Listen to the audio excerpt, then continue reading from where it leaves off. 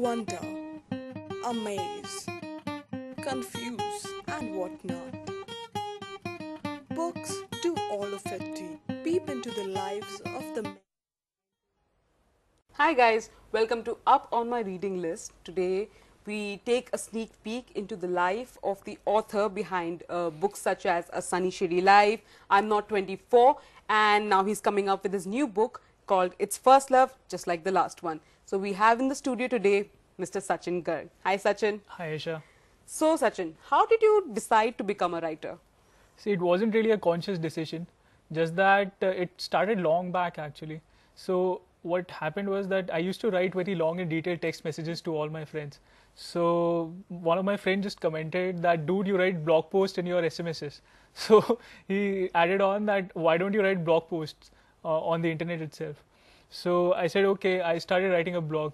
And I didn't really promote my blog. I just used to write and put that as my status message on Google Talk. So one fine day I was talking to one of my friends and he said that I like your blog. And then another passing friend said that I also like your blog.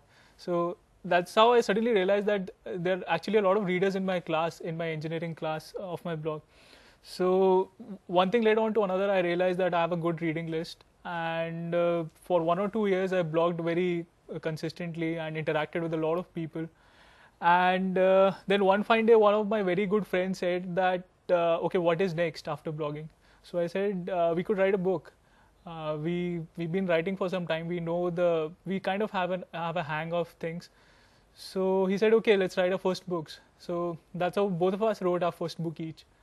And today I'm becoming a full-time writer and publisher. But between becoming a blogger and a full-time publisher, did you not lose out on the engineer and the management guy on you? Where did that guy go? See, in life there are things that you plan on. Like you must have chosen your education, your college, your degrees. And then there are things which just happen. Okay, like in my case, writing just happened. It started from, as I told you, it was a gradual progression. One thing led on to another. There was no conscious decision moment. So, I started writing and then I just got addicted. And now I'm coming out with my third book.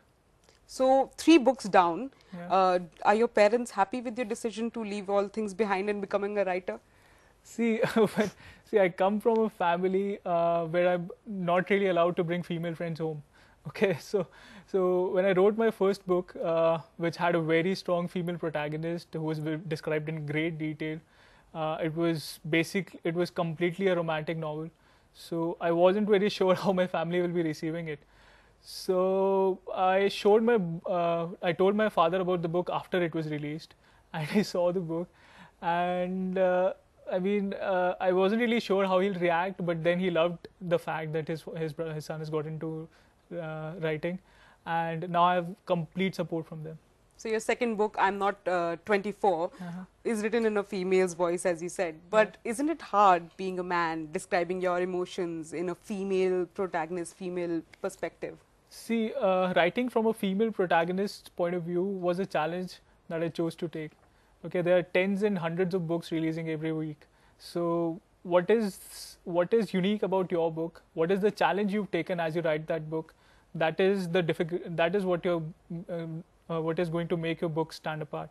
So this is one particular challenge, and writing it in a setting which not many people would be aware of.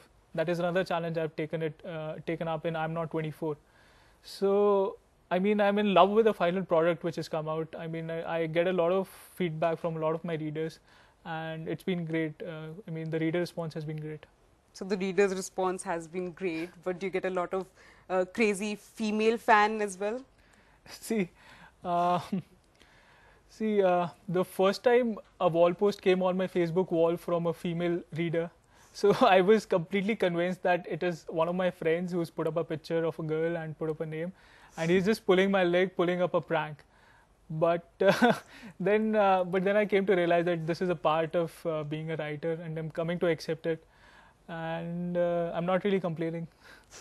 So your first book, when it was launched, you were quite young. Yeah. So how was the reception like? Did your classmates in your college also read your books, pass it around? See, the day I got an acceptance from my publisher, I started telling people casually that I've got a book deal with a publisher. So they were in complete denial. They were like, "This guy will write a book. That is something completely impossible."